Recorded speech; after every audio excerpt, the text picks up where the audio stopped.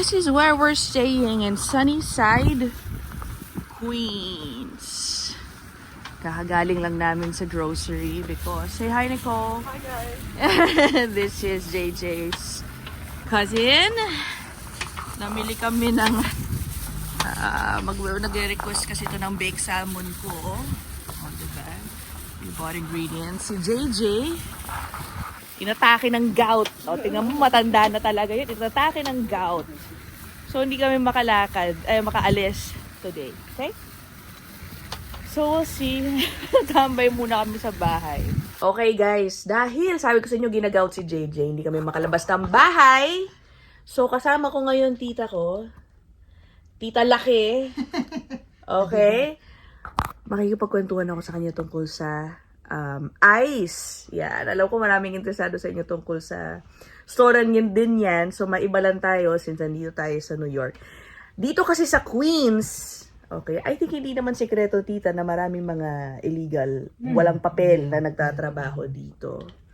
Okay, so tita will just be sharing yung mga storya nila sa kakakilala nila, kaklase ng anak niya, parang meron daw talaga. Totoo na maraming mga napaalis na. Napa-detain talaga na kinuha at dinitain. Oh, ayun. Sila. Talagang kinuha, dinitain. Yung nagkaroon kami ng news report last year from my daughter's school. Private school siya pero winarningan dahil some of those parents nga walang papel. Though yung mga anak nila may papel, pero parents, they don't have. So, okay, tapos, ngayon, may kakilala ka ng... meron. May friend ka Kasi talaga? From our, dito sa Sunnyside, the part of New York, sa Sunnyside na to itself, sa city ng Sunnyside, meron kaming parang communication. We call it Sunnyside Together. Like on Facebook? Sa Facebook. Okay. Sunnyside Together. Sinasabi nila, everybody's warning na, oh, we saw an ICE van on this location, like this location. Which is very prominent yung area dun banda, which is parang area ng mga, you know, undocumented. Tsaka, I don't want to say their ethnicity nila kasi hindi yung ano, yung doong area. So they're everywhere. Totoo They're na everywhere. Totoo. the ICE agents. They present themselves na Hindi sila nagtatago. kotse. No. Okay. They really park their car. Talagang, halimbawa, in a block. Meron sa kanto to the kanto. Tapos sa gitna, kung sino yung pupunta dun sa bahay. They really knocking on their door on the specific person na kailangan. But very specific sila na ang kinukuha lang nila or they trying to talk to the people na yung mga wala na undocumented na merong kaso before. Okay, kasi 'di ba minsan may mga 'di ba guys, minsan may mga reports na parang In general, parang sinasabi na sumusobra daw minsan yung ice. No. Sometimes random, they pick up wrong people. Wala naman daw history, mga ganon. Hindi ganon. hindi totoo yun. Hindi totoo Okay. yun.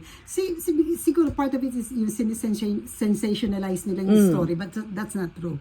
They're really picking up somebody else from one story. Siyempre, hindi ko masabing hearsay kasi there's one person connected dun sa isang person na nakuha na. Parang, Okay. you know, parang kaibigan, common friends, kilala ko na ganun. Pero alam namin yung story ng tao na yun na nakuha within here in Sunnyside. Na talagang previously kasi may kaso, may ganyan. kaso siya. Pero that's not a big case. Hindi Like siya what? murder, hindi siya yung talagang criminal. Siguro baka felony, mga ganun. Yung parang tipong yung sa bahay domestically. Mga domestic violence, ganyan. Yeah. Okay, Yung mga, yeah. basta, plainly sila, if you're undocumented, okay? Red flag ka. Specifically, may mga taong merong undocumented na kaso. Na may kaso. Na may kaso. Not because kukunin lang nila kasi undocumented. No, they don't do that. Tapos guys, may anak kasi ito sila tita nga, si Nicole. Since minor siya, ayoko naman siyang interviewin. But, nakakwentuhan ko din siya tungkol dito. And she said, yeah, the ICE daw, they're everywhere. And she's had classmates Meron talaga. who were, hindi na pumasok, basically. Hindi, kasi, ayun naman siguro pasabi sa amin ng eskwelahan ko anong case, but yung automatically parang, nag-MIA na sa klase. Oo. Parang ganun. Pero, nag-send sila ng mga letter, parang meron kaming group letter, parang correspondence sa school na, because of the ice situation, some student can attend the class, blah, blah, blah. Parang legality-wise, hindi pwedeng i-discuss through that letter. So, totoo yun. Oo. Kasi binigyan din kami ng warning. Na, That parang, the ice is within the area. oh. Ngayon, kaya ang Board of Education ngayon, nag-flash news sila ngayon na ang mga bata nag-aaral. Kasi here in America, But are ICE agents allowed to go to schools like they're not midday? going inside. Before, Okay.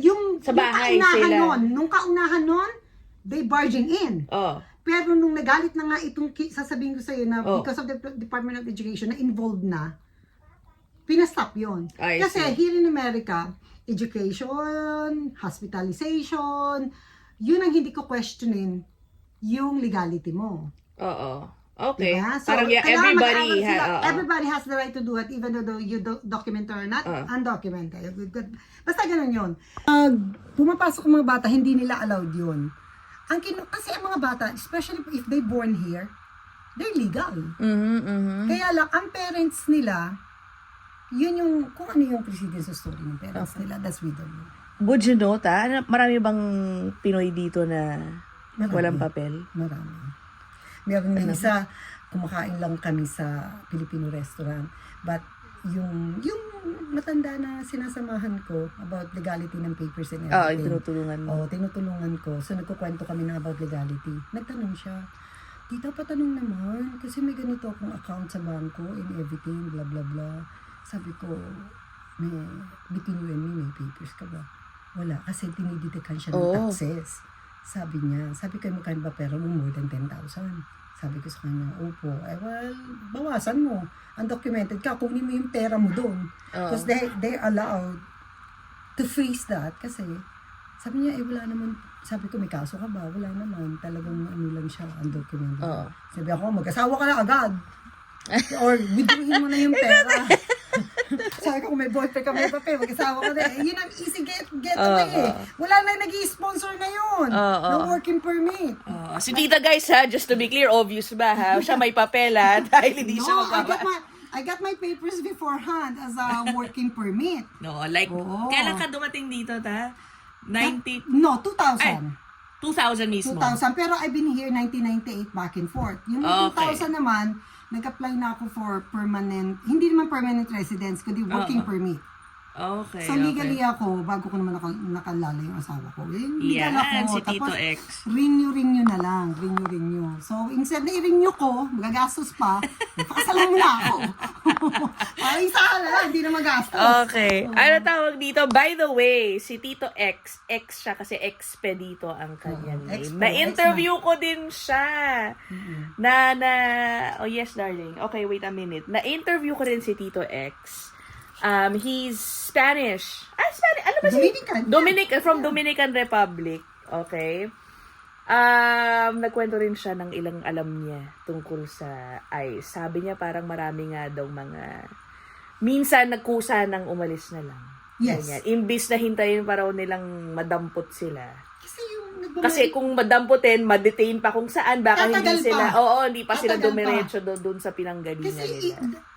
at this point now, meron ng pinano si Trump na even halimbawa, Luna is my child. Illegal ako. Si Luna anak ko. Pinanganak ko siya dito, well let off. Ano na siya, citizen. Pero ako wala akong papel. Pauwi na ko. It's my decision if I'm taking Luna with me or may pag-iiwanan ka kay Luna. Kung wala ka pag-iwanan ka, dalhin mo. Pero Luna can come back. Pero it doesn't mean na pwede akong sponsor ni Luna. Yeah. In a right age, 2021 yata, na gano'n. Tsaka meron akong friend na manicure, pedicure, yung dito in-house. Problematic siya. Sabi niya, may I don't know what's gonna So happen. everybody's anxious. Anxious of Kasi everything. even if Nervous you're of legal, everything. I'm sure you have a friend who's not, alam mo yun, may walang papel. So everybody... Wala talaga. Tsaka sa mga Pilipino, they've been honest about it na wala sila, paano daw mangyayari. Kahit lang dun sa school nung pag sinusundo ko yung anak ng boss ko na nagdadrive ako. Sabi, may lisensya ba? Akala kasi nila, undocumented din ako. Sabi ko, no. Sabi ko gano'n, I have a license is everything. Actually, Tito Expo, I meet in my school. Ako nagturo sa kanya na Oo. magkalisensya siya. Alam mo, may kwento ako nakakatawa dito, si tita. Nasabi mo sa akin ng isang day, parang meron silang isang friend na Mexicano na natatakot parang nahuhulihin siya or something like that. Nagpapatulong daw kay tita kasi akala niya, FBI ako! akala niya FBI si tita. Ipaliwanag mo bakit iniisip ng ilang tao dito FBI ka. They thought I was an FBI kasi ang mga estudyante ko within the federal or state, kagaya nung isa sa mga detective, estudyante ko. Oo. And one of the detective, kumpare ni Expo. Tapos meron talaga ako from immigration na anak, estudyante ko. Oo. That was long time ago. Ano kasi yan? Papalit ng kotse. Oo, si tita kasi nagtatrabaho sa isang driving school a long time ago. So, iba't ibang kotse. Siguro, yung mga itim pa yun kapag driving yung mga At kotse. saka talagang may license siya na, alam mo yung mga town cars na akala nila mga detective na kotse. Oo. Kasi yun yung binibili kong kotse pampaturo kasi mura. Tsaka sa insurance, medyo mura. Okay. Tsaka compact car siya. So, that was a long time ago. Doon din yan Binahuli talaga. Oo, so akala siya. Tapos ngayon nilalapitan siya for like help or assistance kasi kala nga nila FBI. Pati sa building, Diyos ko dahil sabi ko, ano ba yan? Pero, meron naman kami mga lawyer na, may mga lawyer kami talagang kilala na immigration at very helpful na mga taga Iloilo. Talagang, they're from Ateneo, they're really very helpful talaga sa may mga ganung problema. I see. Oo. Pero nowadays, medyo mas mahigpit na lang. Yung mga minomonitor kita when you're crossing the border, kung ano ka ng 200. Pero it's not simple. Pag wala kang ginawa, And you're go. okay, yeah. Yeah. Mas pinipicturean pa nga nila yung mga Venezuelan, yung mga hardcore Venezuelan na talagang they making noise, yung nanggugulo talaga. Pero not with the Filipinos. Yung iba talagang, may mga kaso. May mga kaso. Not because they're gonna pick you up because you're undocumented. Ang dami pa din eh. Ang dami pa may mga lasing dyan eh. Nakailangan pa nilang naghahakot ng mga construction na walang papel. Okay. Oh guys, disclaimer ha. Syempre yung mga kinikwento ni tita is just based sa kanyang experience. Yung mga kapitbahay niya dito. They've been living here for how long? 23 years. Oh, 23 years na. 23 years na siyang pinagkakamalang FBI. Malay ko dyan. Okay. So anyway, after this, ipe-play ko na yung interview ko naman with Tito X. Para mga 2 minutes lang naman yon. Okay. Siguro, Expo is more... Si Tito X kasi marami mga Mas tropang marami mga... siyang tropang Spanish. Oo, mga pulis-pulis eh. No? Oo, tsaka yung mga ganun. Siya mas marami than me. Akin naman, kasi meron kaming yung parang, yung together sa sa website ba? Yung Sunny Side Together. From there, nakikita namin, or nagpa-fund me, how we gonna fund, paano namin tutulungan yung family na nakuha, ganyan. Yeah. Okay. Pero you know what? They're not violent. Ang ICE is not violent that you were ini-impose nila dun sa camera na binabaligtad, yung ginagawa, yung neckbone nila, no. Kasi, they are threatened na lumalaban yung tao. Okay. Siyempre, babalik ta rin yun, but they're not like that. Kasi siyempre, they have to defend themselves in a way. Pero I'm not an ICE people to kasi yun lang na, wag naman i-misinterpret nila na maayos ako. Hindi naman. Okay. Masyado lang kwentong batibot na yung iba. Okay. Say Sige. hi na. Say hi lang na. Favorite nila na si Lolo X niya eh. Okay, ipe-play ko na guys yung kay Lolo X, kay Tito X. After nun, magbababay na ako, okay? Sige na, maikli lang to. Okay, Tito X, do you know a lot of people who were caught by ICE in your neighborhood? I personally don't know anybody that has gotten arrested by ICE. I do know quite a few people that the relatives went for interview at 26 Federal Plaza. What's that? What's It's the immigration building. Okay. Where they went in and they didn't come back out. ICE detained them, and I also know a lot of other people that actually canceled their appointment because they were too afraid to go there because of the stories that we hear about people going in and not coming back out. I also know people that reschedule their appointment for like 5 years from now after Trump. They Oh, postponed it for like 5 years after Trump because they didn't want to go into the building. okay. And I also know people that worked here and decided to go back home on their own because they were afraid that if they get deported, they were not going to have the chance to fly to their country or their city. So they decided to go on their own rather than waiting to get deported. Do you see a lot of ICE agents here? I Oh, like, personally have not. What I No. have heard is places that I went and I heard people saying story about ICE being a few blocks over, and some of the people that worked in that place actually they decided to go home early because they were afraid that ICE was going to show up because they were in the neighborhood. But I personally have not seen Yeah. ICE.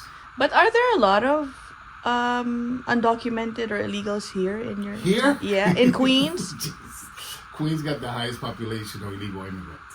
Okay, so Um, what do they usually do, like for work, that you know? The restaurant industry mostly. Restaurant industry where they get their own, obviously they get fake papers and, because basically you can get fake papers and show up out at any job.